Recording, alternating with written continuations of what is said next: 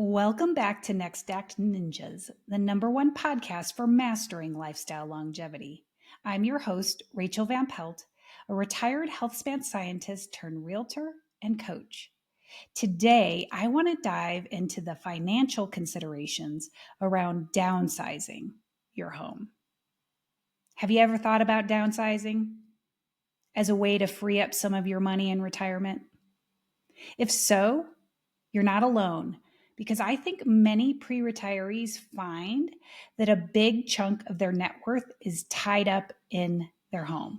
So it only makes sense that we'd want to free up that money for our next act and perhaps simplify our lifestyle in the process. While on the surface, that sounds like a great strategy, I'm going to cover some of the pros and cons today so that you can decide for yourself if that strategy makes sense in your situation. Let's start with the positives, the financial benefits of downsizing. The first, most obvious one, is reduced living expenses. Downsizing often means lower utility bills, lower property taxes, fewer maintenance costs. A smaller home is typically, although not always, more energy efficient as well, and that can mean lower energy costs. A smaller home usually requires fewer furnishings and decor, and that can save you money. If there isn't much yard, you may have fewer landscaping costs as well. All of these little things can add up, which is great.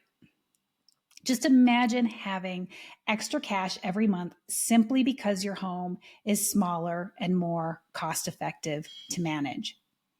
And then there's the potential for lower mortgage payments, or maybe even living mortgage free. Selling your larger home and moving into a smaller, less expensive one can be just the ticket to saying goodbye to your monthly mortgage payment. That is, of course, assuming you have enough equity in your first home to pay cash for that smaller one. But even if you can't quite do that and you have to take out a small mortgage for that new home you downsize to, the lower monthly payments can bring your living expenses down quite nicely. In fact, that could be the perfect strategy to help you extend your wealth span by as much as another decade. Downsizing might even improve your cash flow. If you unlock more equity from the sale of your home than you need to purchase the smaller place, you could have a lump sum left over after you buy that property. Better yet, if the home you're selling was your primary residence for at least 2 years, you're not going to have to pay capital gains taxes on up to $500,000 of that. If you're married, filing jointly. If you're single, $250,000. That freed up money can be invested to boost your retirement savings or to fund other lifestyle pursuits. Speaking of lifestyle, simplifying your life has its own financial rewards. If your new home has a smaller yard or no yard at all, or just generally needs less upkeep, that's not only going to save you money, it's going to save you time. And time is our greatest resource, isn't it? Freed up time can be invested in other pursuits that bring you more joy, maybe even make you money. For example, what if instead of spending time maintaining that big home and yard, you instead spent that time managing a vacation property in a place you love? Now, I have a story about a couple, Dave and Ellen, who did just that. They spent nearly 2 decades living in a spacious 5-bedroom in South Denver. The home was perfect when they were raising their kids and hosting family holidays, but once the nest emptied and Dave retired, they began to reassess what they wanted in their next stage of life. Ellen was still active in her career and she was planning to work maybe another 3 to 5 years, whereas Dave was eager to start creating their retirement lifestyle. Now, luckily, they were both on the same page when it came to being motivated to simplify. They sold their large 5-bedroom home and they moved into a more manageable 2-bedroom townhome in North Denver. They did this to be near their daughter and grandkids, but also to save time and money. They were so happy to let go of maintaining their big yard and home, and they also were able to save time by not having to drive back and forth across Denver to help with their grandkids. Now, better yet, they had money left over from the downsize that they were able to use as a down payment for a small 2-bedroom condo in Arizona, a place called Lake Havasu City. It's known for its vibrant retirement community, and it has mild weather during winter and spring months when Colorado weather can be somewhat unpredictable. So now that townhome in Denver serves as their primary residence. Ellen gets to continue to work. They both enjoy regular visits with their grandkids.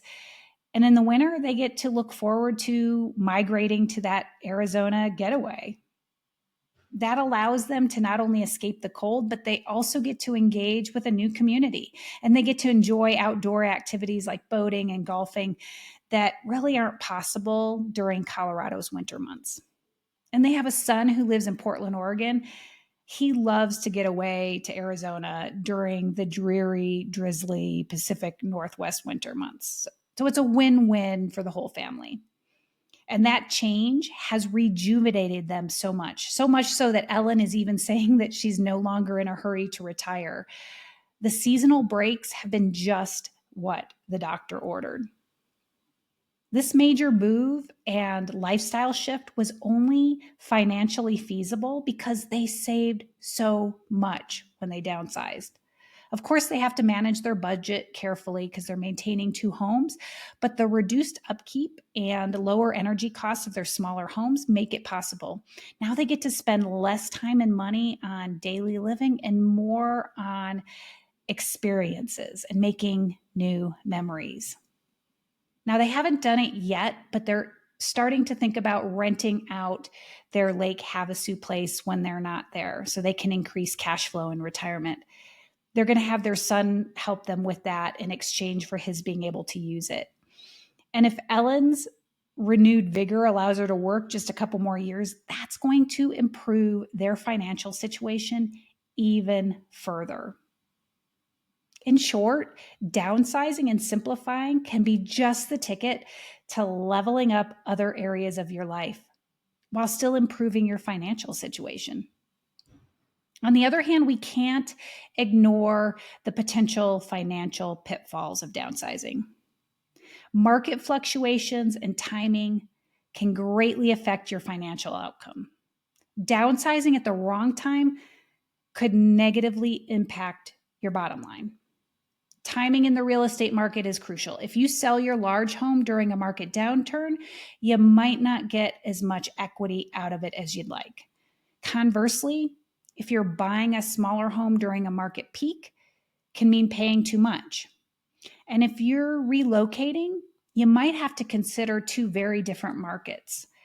If you plan to stay in the same town, ideally, you're going to want to downsize when the market is balanced. That's when it's not a strong seller's market or a strong buyer's market. An even better scenario, if you're planning to relocate, would be to sell your home when your area has tipped towards a seller's market, but to buy when the town you're moving to has tipped towards a buyer's market.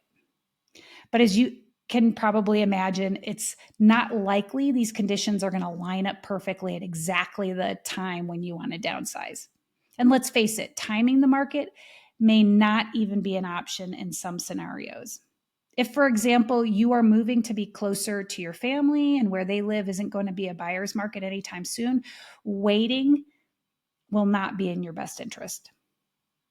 And you're also going to want to consider the costs of selling and buying. When you sell your home, there are realtor fees, closing costs, some home improvements sometimes. Likewise, when you buy a new place, there's going to be closing costs and moving expenses, potentially renovations or upgrades that you need to make. And those costs can add up, and you should factor those into your decision to downsize. Emotional spending is another pitfall. It's far too easy to get carried away buying new furniture or items to fit that new smaller space. And that can erode any financial gains that you may get from downsizing. So you got to be careful with that. And lastly, if you're, underestimating the amount of space you need, that can pose a problem.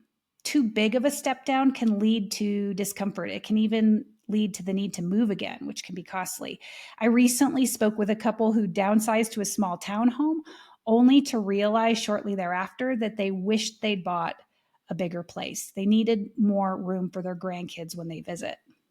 After only 1 year in their townhome, they were already out shopping for a bigger space.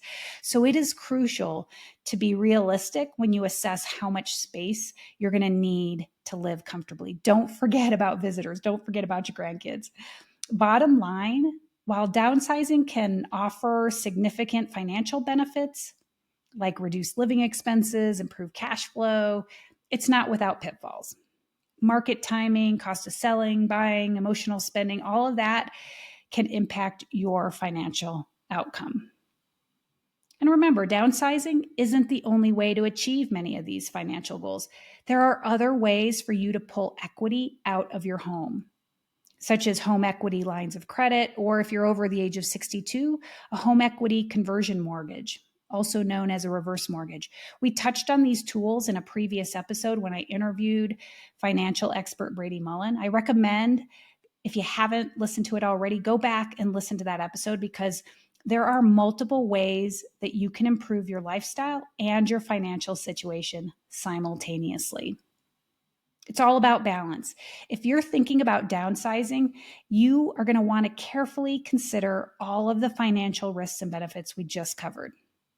On the other hand, downsizing is also a deeply personal journey. It's not just about the financials, is it? It's about crafting the lifestyle you want for the years that you have left. So ask yourself, what are my lifestyle preferences? What are my long-term goals? Will downsizing support those goals? Will it support both my health span and my wealth span? Does it fit with the vision I have for my best next act?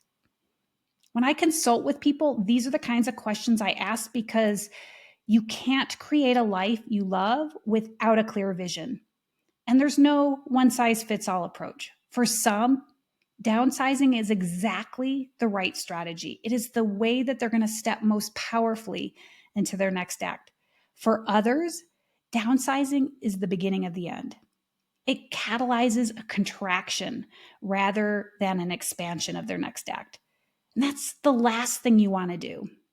You don't want to prematurely shrink your life and accelerate the aging process. You got to be careful when you're thinking about downsizing. You're not downsizing your life. You're simplifying it so that you can upsize in other areas. If you're thinking about downsizing, please, let's chat. I can help you get crystal clear on what strategy is the best fit for you. In the meantime, please be sure to subscribe to this podcast and share with someone else in your tribe who is starting to think about their next act. Together, we can help more people win the long game. Until next time, live well, love more, age less, my friends.